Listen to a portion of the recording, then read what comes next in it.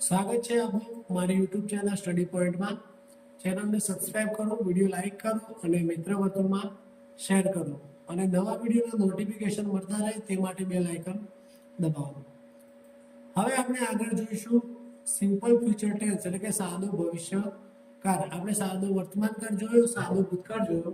હવે જોઈએ સાદો ભવિષ્યકાળ. ભવિષ્યમાં થનારી ક્રિયા દર્શાવવા માટે સિમ્પલ ફ્યુચર ટેન્સ વપરાય છે. એટલે કે ભવિષ્યમાં જે ક્રિયા થવાની તેના માટે આપણે સાદો ભવિષ્યકાળ વાપરીશું. અહીંયા વાક્ય રચના આપેલી છે: સબ્જેક્ટ પ્લસ વિલ અથવા શેલ પ્લસ V1 એટલે કે ક્રિયાપદનું મૂળ રૂપ પ્લસ ઓબ્જેક્ટ એટલે કર્મ અને અધર વર્ડ્સ એટલે કે વધારાના શબ્દો. અહીંયા જોઈએ તો વિલ અને શેલ સાથે ક્રિયાપદનું મૂળ રૂપ V1 આવે છે.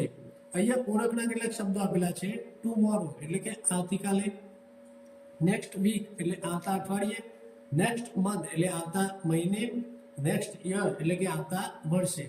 પછી છે સૂન, સૂન એટલે કે ટૂંક સમયમાં. પછી લેટર એટલે પછી, ઇન ફ્યુચર એટલે કે ભવિષ્યમાં, ટુ નાઇટ એટલે આજ રાત્રે અને ઇન અ ફ્યુ મિનિટ્સ એટલે કે થોડીક જ મિનિટોમાં. આ બધા શબ્દો છે સાદા ભવિષ્યકાળના કાળસૂચક શબ્દો છે. હવે આગળ જોઈએ સાદા ભવિષ્યકાળમાં કરતા આઈ વી સાથે શેલ અને બાકીના કરતા સાથે વિલ વપરાય છે, પરંતુ અત્યારના સમયે દરેક કરતા સાથે વિલ જ વધારે ઉપયોગમાં લેવાય છે. આઈ વી સાથે પણ વિલ જ ઉપયોગમાં લેવાય છે. શેલ બહુ ઓછું વપરાય છે, તેથી આઈ વી સાથે આપણે વિલ જ વાપરીશું.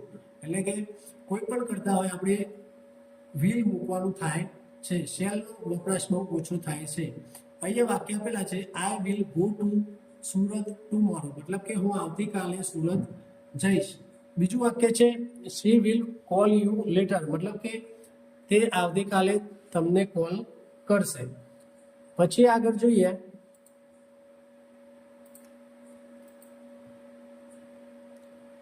સિમ્પલ ફ્યુચર એટલે કે સાદો ભવિષ્યકાળ ક્યારે વપરાય. તો એક આપેલું છે ભવિષ્યની ક્રિયા દર્શાવી હોય ત્યારે. અહીંયા લખ્યું છે I will buy a car next year, એટલે કે આવતા વર્ષે હું એક નવી કાર ખરીદીશ, એવો મતલબ થાય. પછી બીજું વાક્ય છે વી will start a new project, એટલે કે અમે એક નવો પ્રોજેક્ટ શરૂ કરીશું.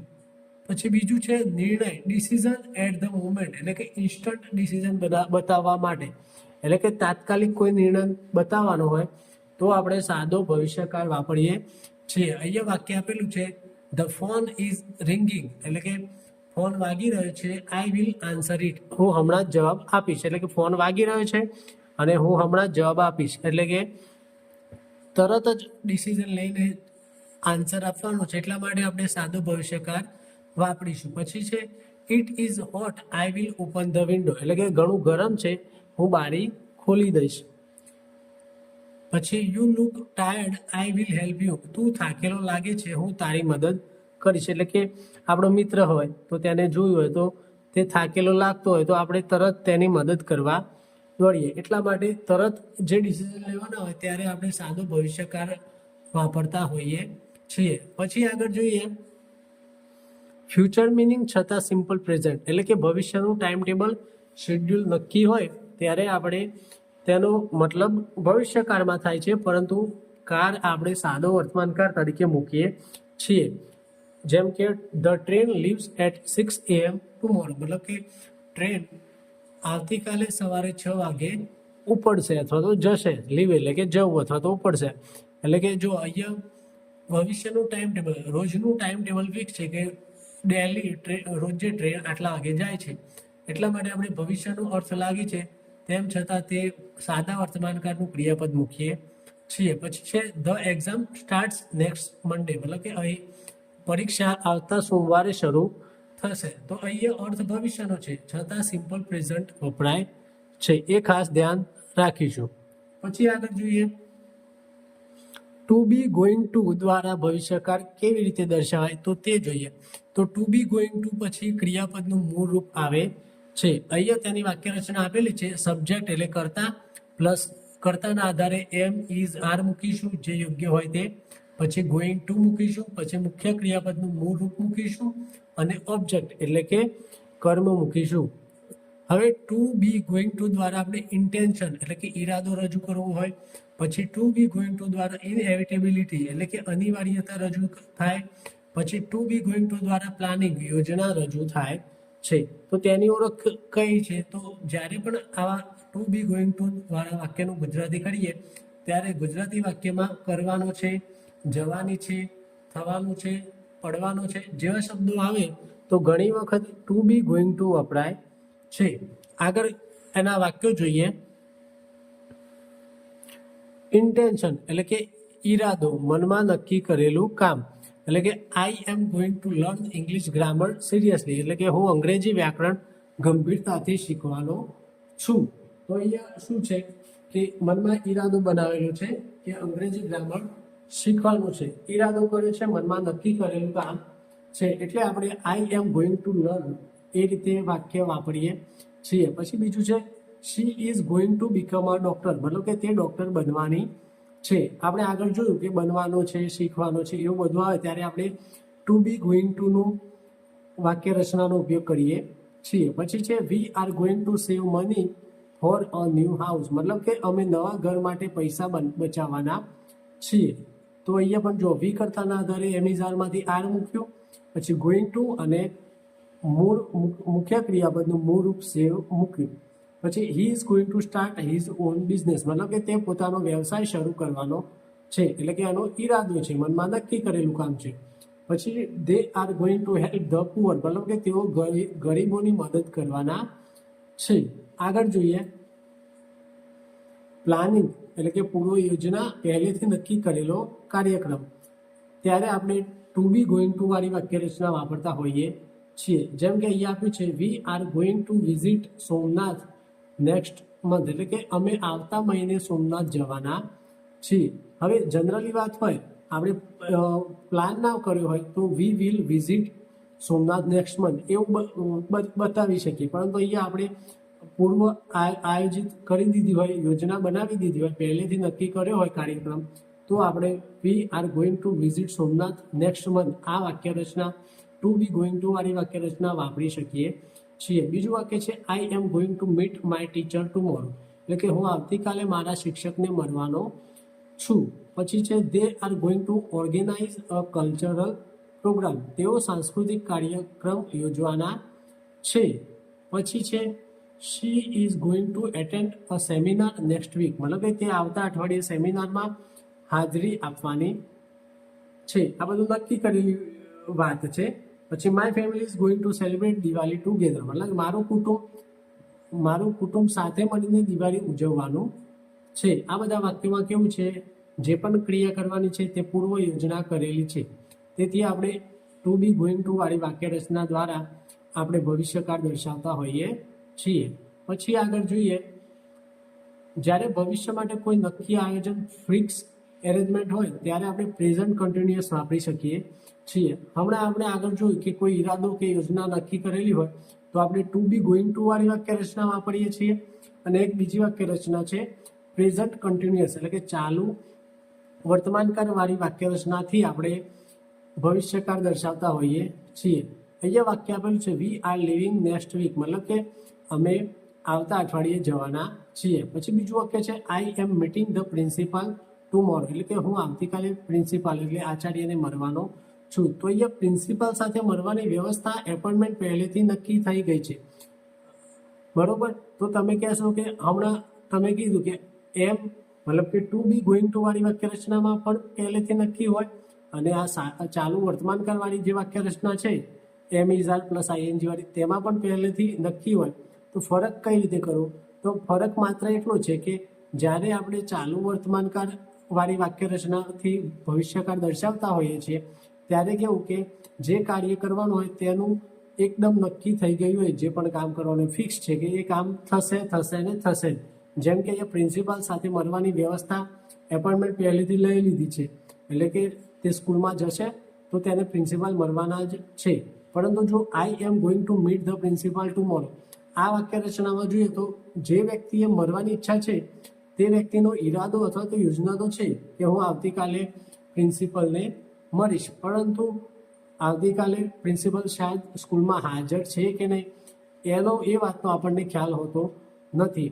એટલે યોજના પર ભાર મૂકે છે, પરંતુ એપોઇન્ટમેન્ટ નક્કી થઈ હોય કે ન થઈ હોય તે આપણને ખબર નથી. એટલે શાયદ સ્કૂલમાં જાય તો પ્રિન્સિપાલ જોડે મુલાકાત ના પણ થાય. એ વાક્યરચના ટુ બી ગોઈંગ ટુ વાળી વાક્યરચનામાં એવું બને છે, જ્યારે અહીંયા પ્રેઝન્ટ કન્ટિન્યુઅસ ટેન્સ વાળી વાક્યરચના વાપરીએ છીએ ભવિષ્યકાળમાં, ત્યારે આપણે બધી વ્યવસ્થા થઈ ગયેલી હોય છે અને તે જે કાર્ય કરવાનું હોય છે તે કાર્ય 100% થશે તેવી ખાતરી મળતી હોય છે. ત્યારે આપણે પ્રેઝન્ટ કન્ટિન્યુઅસ વાપરી શકીએ છીએ કોઈ આયોજન નિશ્ચિત નક્કી કરેલું હોય ત્યારે.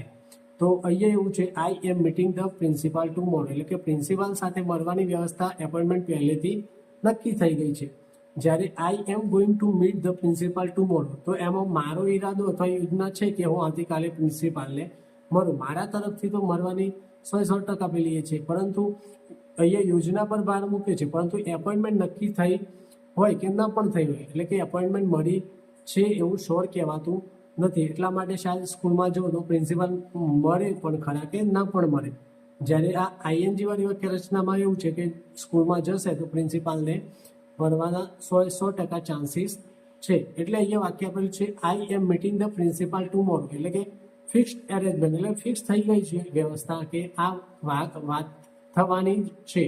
જ્યારે નીચેનું વાક્ય છે, I am going to meet the principal tomorrow, ત્યાં પ્લાન અથવા તો ઇન્ટેન્શન, એટલે કે મારો ઈરાદો બતાવે છે અથવા તો મારો પ્લાન બતાવે છે કે હું પ્રિન્સિપાલને મળવા જઈશ, પણ મળશે કે નહીં એ ખ્યાલ આવતો નથી. એ ફરક છે માત્ર આપણે ટુ બી ગોઈંગ ટુ વાળી વાક્યરચનામાં અને એમ ઇઝ આર આઈએનજી વાળી ચાલુ કાળવાળી વાક્યરચનામાં. પછી આગળ જોઈએ, પ્રોમિસ, એટલે કે વચન આપ્યું હોય તે આપણે સાદા ભવિષ્યકાળમાં દર્શાવતા હોઈએ છીએ. જેમ કે અહીંયા આપ્યું છે, I will always help you, મતલબ કે હું હંમેશ તારી મદદ કરીશ. પછી બીજું છે, આઈ વિલ નેવર લાય ટુ યુ, લાય એટલે ખોટું બોલવું, એટલે કે હું કદીએ તને ખોટું બોલીશ નહીં. પછી ત્રીજું છે, I will never forgot you, એટલે કે હું તને કદી ભૂલીશ નહીં. પછી છે પ્રિડિક્શન એટલે કે આગાહી, ત્યારે આપણે સાદું ભવિષ્યકાળ વાપરીએ છીએ. વાક્ય આપ્યું છે, India will win the match, એટલે કે ભારત મેચ જીતશે. ક્રિકેટ મેચ ચાલતી હોય ત્યારે આપણે કહીએ છીએ કે ભારત મેચ જીતશે એવું, અને જ્યારે જીતી જાય ત્યારે આપણે શું કહીએ છીએ, ઇન્ડિયા વોન, એટલે કે ભૂતકાળ થઈ ગયું. પછી બીજું વાક્ય છે, ઇટ વિલ રેન ટુમોરો, મતલબ કે આવતીકાલે વરસાદ થશે. આ બધી પ્રિડિક્શન આગાહી કરીએ છીએ.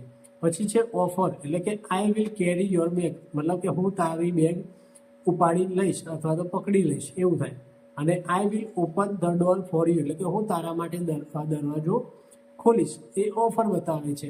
ત્યારે આપણે સાદો ભવિષ્યકાળ વાપરતા હોઈએ છીએ. પછી આગળ જોઈએ, ઇનએવિટેબિલિટી અથવા તો પ્રિડિક્શન, એટલે કે અનિવાર્ય ઘટના હોય અથવા તો સ્પષ્ટ સંકેત પરથી આગાહી થતી હોય ત્યારે આપણે સાદો ભવિષ્યકાળ વાપરીએ છીએ. એટલે કે કોઈ પણ ઘટના બનવાની છે તો તેનો આપણને સંકેત દેખાતો હોય ત્યારે આપણે સાદો ભવિષ્યકાળ વાપરીએ છીએ. અહીંયા વાક્ય આપ્યું છે, look at the dark clouds, it is going to rain, મતલબ કે કાળા વાદળો જુઓ, વરસાદ પડવાનો છે. એટલે કે આપણે કાળા વાદળો જોઈને કહી શકીએ એ આપણો સંકેત બતાવે છે કે વરસાદ પડશે. ત્યારે આપણે આ સાદું ભવિષ્યકાળ વાપરીએ છીએ. પછી છે, be careful you are going two fall, મતલબ કે સાવધાન, તમે પડી જવાના છો. તો અહીંયા કંઈક એવું હશે તો એ રીતે કહેતા હશે કે ભાઈ સાવધાન રહેજો, તમે પડી જવાના છો. એટલા માટે અહીંયા સાદું ભવિષ્યકાળ વપરાય છે, જ્યાં આપણે ટુ બી ગોઈંગ ટુ વાળી વાક્યરચનાનો ઉપયોગ કરીએ છીએ. પછી ત્રીજું છે, the glass is on the edge of the table, it is going to break, એટલે કે ગ્લાસ ટેબલની ધાર પર છે તે તૂટવાનું છે. એટલે ધાર પર છે તો ત્યાંથી નીચે પડી તૂટી જશે. એટલે કે આપણને સંકેત દેખાય છે તે વસ્તુ તૂટવાનો.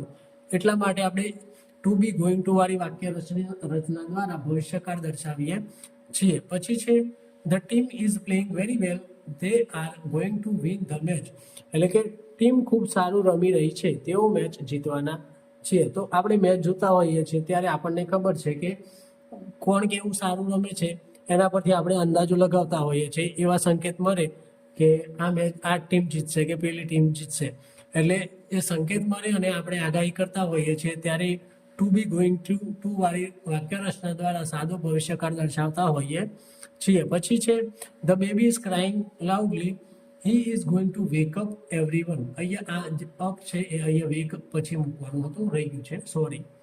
The baby is crying loudly he is going two wake up everyone, મતલબ કે બાળક જોરથી રડી રહ્યું છે તે બધાને જગાડવાનો છે. એટલે કે બાળક જોરથી રડે છે એના કારણે બીજા બધા પણ જાગી જશે એવું વાત થાય છે. પછી આગળ જોઈએ ટાઈમ ક્લોઝ, એટલે કે સમય સૂચક વાક્ય હોય, વાક્યખંડ, તેમાં સમય સૂચક શબ્દ આપેલો હોય તેની વાત છે કે when, before, after, until, as soon as, if. પછી સિમ્પલ પ્રેઝન્ટ ટેન્સ અને બીજું વાક્ય ફ્યુચર ટેન્સમાં આવે છે. એટલે કે ટાઈમ ક્લોઝ વાળું વાક્ય હોય ત્યાં આપણે સાદો વર્તમાનકાળ મૂકીશું અને જે મુખ્ય વાક્ય હોય ત્યાં આપણે સાદો ભવિષ્યકાળ મૂકીએ છીએ. આ જ વાક્ય રચના, આ જ નિયમ આપણે સાદા વર્તમાનકાળમાં પણ ભણેલા છીએ કે જ્યારે વેન, એટલે કે જ્યારે, વેનનો મતલબ થાય જ્યારે, when he comes I will help him, મતલબ કે જ્યારે તે આવશે હું તેની મદદ કરીશ. તો અહીંયા વેન છે ટાઈમ સૂચક શબ્દ છે, સમય સૂચક શબ્દ છે, તો તેની સાથેનું જે આ વાક્યખંડ છે વેન હી કમ્સ, તો એટલું વાક્ય છે એ સાદા વર્તમાનકાળમાં આવશે અને પાછળ બીજું વાક્ય છે અલ્પ વિરામ પછી તે આવશે સાદા ભવિષ્યકાળમાં. આ રીતે બે વાક્યોનું કન્ડિશન બને છે કે પ્રથમ જે ટાઈમ સમય સૂચક શબ્દ વાળું જે વાક્યખંડ છે તે સાદા વર્તમાનકાળમાં અને બીજું વાક્ય છે મુખ્ય તે સાદા ભવિષ્યકાળમાં આવે છે. બીજું છે as soon as he arrives we will start the meeting, મતલબ કે એઝ સૂન એઝ એટલે કે જેવો તે આવશે અમે તરત મીટિંગ શરૂ કરીશું. પછી છે after the train arrives we will board it, મતલબ કે ટ્રેન આવ્યા પછી અમે ટ્રેનમાં ચડીશું, એવું કહેવાનો મતલબ છે. આગળ જોઈએ કન્ડિશનલ સેન્ટેન્સ, એટલે કન્ડિશનલ એટલે કે શરત દર્શક વાક્યો, એટલે કે ઇફ અનલેસ સાથેનું વાક્ય સાદા વર્તમાનકાળમાં આવે અને બીજું વાક્ય સાદા ભવિષ્યકાળમાં આવે. એટલે કે ઇફ અને અનલેસ એ કન્ડિશન દર્શાવે છે.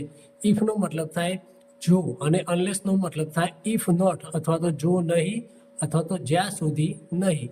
એટલે કે અહીંયા જો if it rains we will stay home, મતલબ કે જો વરસાદ પડશે તો અમે ઘરે રહીશું. તો અહીંયા જો બંને વાક્યખંડ છે, બંનેનું ભાષાંતર કેવું થાય છે, વરસાદ પડશે તો અમે ઘરે રહીશું. પરંતુ જો આ જે ઇફ વાળું જે વાક્યખંડ છે તેના જોડે સબ્જેક્ટ એટલે કે કર્તા ઈટ આપેલું છે તેના આધારે રેનને ક્રિયાપદને એસ પ્રત્યે લાગે છે.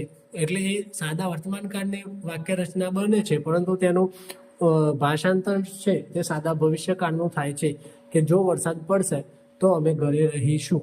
પછી બીજું વાક્ય છે if you study hard you will pass, મતલબ કે જો તમે સખત મહેનત કરશો તો તમે પાસ થશો. અને ત્રીજું વાક્ય છે unless you work hard you will fail, મતલબ કે જો તમે સખત મહેનત કરશો નહીં તો તમે ફેલ થશો અથવા તો યુ વિલ નોટ પાસ, એવો મતલબ એ થાય કે unless you work hard you will fail, એવો મતલબ છે કે જો તમે મહેનત નહીં કરો સખત તો તમે ફેલ થશો.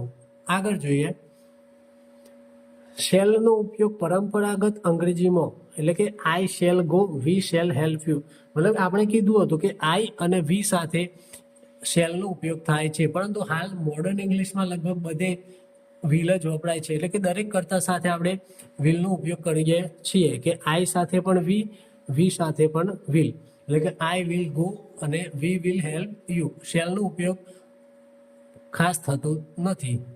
આગળ જોઈએ નેગેટિવ સેન્ટેન્સ, એટલે કે નકાર વાક્ય રચના. તો નકાર વાક્ય રચનામાં શું કરવાનું, તો સબ્જેક્ટ એટલે કર્તા મૂકવાનો, પછી વિલ મૂકવાનું, પછી નોટ મૂકવાનું અને મુખ્ય ક્રિયાપદનું મૂળ રૂપ મૂકવાનું.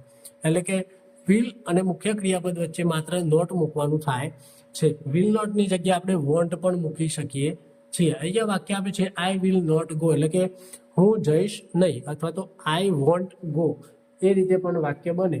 પછી છે she will not attend the class, મતલબ કે તે ક્લાસ એટેન્ડ કરશે નહીં. ત્રીજું છે દે વિલ નોટ એગ્રી, મતલબ કે તેઓ એગ્રી એટલે સહમત થવું, તેઓ સહમત થશે નહીં. પછી છે વિલની જગ્યાએ વોન્ટ પણ લખી શકાય. અહીં દરેક કરતા સાથે વિલ વપરાય છે, શેલનો ઉપયોગ થતો નથી. આપણે હમણાં કીધું એમ આઈ વી સાથે પણ આપણે વિલ જ વાપરીએ છીએ. આગળ જોઈએ ઇન્ટ્રોગેટિવ સેન્ટેન્સ એટલે કે પ્રશ્નાર્થ વાક્ય. તો પ્રશ્નાર્થ વાક્યમાં આપણે જે રીતે સાદા વર્તમાનકાળમાં ડુડ જ આગળ લાવતા હતા, સાદા ભૂતકાળમાં ડીડ આગળ લાવતા હતા, એ રીતે પ્રશ્નાર્થ વાક્યમાં આગળ શરૂઆત વિલથી કરવાની થાય છે. એટલે કે પ્રથમ વિલ મૂકીશું, પછી સબ્જેક્ટ મૂકીશું અને પછી ક્રિયાપદનું મૂળ રૂપ મૂકીશું. એટલે કે જો અહીંયા વાક્ય આપેલું છે વિલ યુ કમ ટુમોરો, એટલે કે શું તમે કાલે આવશો, તો અહીંયા વિલ મૂક્યું, પછી સબ્જેક્ટ યુ મૂક્યો, પછી મુખ્ય ક્રિયાપદ કમનું કમ મૂક્યું અને ટુમોરો એ કાળસૂચક શબ્દ મૂક્યો છે. પછી બીજું વાક્ય છે વિલ શી હેલ્પ અસ, મતલબ કે શું તેણી અમને મદદ કરશે. પછી ત્રીજું છે વિલ ધે વિન, મતલબ કે શું તેઓ જીતશે. આ રીતે આપણે પ્રશ્નાર્થ વાક્ય બનાવતા હોઈએ છીએ. આગળ વધીએ ઇન્ટ્રોગેટિવ નેગેટિવ સેન્ટેન્સ એટલે કે પ્રશ્નાર્થવાચક અને એ પણ નકાર. તો તેમાં શું કરીશું, તો પ્રથમ વિલ મૂકીશું, પછી સબ્જેક્ટ એટલે કરતા આવશે, પછી નોટ મૂકીશું, પછી ક્રિયાપદનું મૂળ રૂપ V1 અને પછી ઓબ્જેક્ટ એટલે કર્મ મૂકીશું અને છેલ્લે વધારાના શબ્દો અધર વર્ડ્સ. એટલે કે will you not come tomorrow, એટલે કે શું તમે કાલે આવશો નહીં, અથવા તો વિલ નોટની જગ્યાએ આપણે વોન્ટ મૂકી શકીએ. એટલે કે વોન્ટ યુ કમ ટુમોરો, શું તમે કાલે નહીં આવો, એવો મતલબ થાય. એટલે જો વિલ મૂકવાનું, પછી કરતા અને પછી નોટ અને પછી મુખ્ય ક્રિયાપદનું મૂળ રૂપ. એટલે કે અને જો વિલ નોટ ના મૂકવું હોય તો બંનેનું ભેગું વોન્ટ પણ મૂકી શકાય, વોન્ટ યુ કમ ટુમોરો એ રીતે. પછી will he not help us, શું તે અમારી મદદ નહીં કરે, એ રીતે આપણે પ્રશ્નાર્થ નકાર વાક્ય બનાવીએ છીએ. પછી છેલ્લું વાક્ય જોઈએ want they attend the meeting, શું તેઓ મીટિંગમાં હાજર નહીં રહે. તો અહીંયા જો વિલ નોટની જગ્યાએ આપણે વોન્ટ વાપર્યું છે, એ રીતે વિલ નોટની જગ્યાએ આપણે ડાયરેક્ટ વોન્ટ લખીને પણ પ્રશ્નાર્થ નકાર બનાવી શકીએ છીએ. આગળ વધીએ WH ક્વેશ્ચન, એટલે કે WH વર્ડ આપેલો હોય, એટલે કે WH વેન, વેર, વાય એ બધા. તો WH શબ્દ પછી વિલ મૂકવાનું, પછી સબ્જેક્ટ એટલે કરતા મૂકવાનું અને પછી ક્રિયાપદનું મૂળ રૂપ મૂકવાનું થાય. અહીંયા વાક્ય આપેલું છે વેન વિલ યુ કમ, તમે ક્યારે આવશો. વેન એટલે કે ક્યારે, એટલે કે વેન વિલ યુ કમ, તમે ક્યારે આવશો. પછી છે વેર વિલ ધે સ્ટે, તમે ક્યાં રહેશો. બરાબર. તો WH શબ્દ આવ્યો પહેલા, પછી વિલ આવ્યું, પછી કરતા જે તે હતો એ, અને પછી ક્રિયાપદ મૂળ રૂપમાં આવ્યું. ત્રીજું વાક્ય છે વાય વિલ ધે લીવ, શા માટે તેઓ જશે. તો વાય નો મતલબ થાય શા માટે. આગળ વધીએ વુ એટલે કે કોણ. વુ સબ્જેક્ટ હોય ત્યારે, એટલે કે વુ કર્તા તરીકે હોય ત્યારે, એટલે કે વુ વિલ હેલ્પ યુ, તમને કોણ મદદ કરશે. તો આ વાક્યમાં સબ્જેક્ટ કરતા હાજર નથી. કેમ નથી, તો આપણે પાર્ટ ઓફ સ્પીચમાં જોયું હતું કે WHO હુ એટલે કે કોણ વડે પ્રશ્ન કરીએ તો આપણને કરતા મળતો હોય છે. એટલા માટે અહીંયા કરતા છે નહીં, કરતા શોધવાનો છે, કરતાની ખબર નથી. એટલા માટે આપણે WHO કોણ હુથી આપણે પ્રશ્ન કરીએ છીએ, એટલા માટે અહીંયા સબ્જેક્ટ આવતું નથી, પરંતુ હુ જ સબ્જેક્ટ તરીકે કામ કરતું હોય છે. એટલે કે હુ વિલ હેલ્પ યુ, તમને કોણ મદદ કરશે. પછી હુ વિલ કમ ટુમોરો, આવતીકાલે કોણ આવશે એવો મતલબ થાય. પછી હુ વિલ હેલ્પ મી, મતલબ કે મને મદદ કોણ કરશે. તો અહીં હુ પછી સબ્જેક્ટ આવતું નથી, કારણ કે હુ પોતે જ સબ્જેક્ટ છે. પછી જોઈએ what will they buy from the market, મતલબ કે તેઓ બજારમાંથી શું ખરીદશે. તો વોટનો મતલબ થાય કે શું. તો વોટ મૂક્યો, પછી વિલ મૂક્યો, પછી કરતા ધે મૂક્યો અને ક્રિયાપદનું મૂળ રૂપ બાય મૂક્યો અને પછી વધારાના શબ્દો. પછી છે how will you solve this problem, તો તમે આ સમસ્યા કેવી રીતે ઉકેલશો. તો હાઉ મૂક્યો, પછી વિલ, પછી કરતા, પછી ક્રિયાપદનું મૂળ રૂપ સોલ્વ અને પછી વધારાના શબ્દો. આગળ વધીએ હુઝ અને વિચ માટે થોડું અલગ છે કે હુઝ વિચ પછી આપણે નાઉન મૂકવાનું આવે છે, પછી વિલ મૂકવાનું અને પછી સબ્જેક્ટ કરતા મૂકીને V1 મૂકીને પ્રશ્નાર્થ વાક્ય બનાવવાનું હોય છે.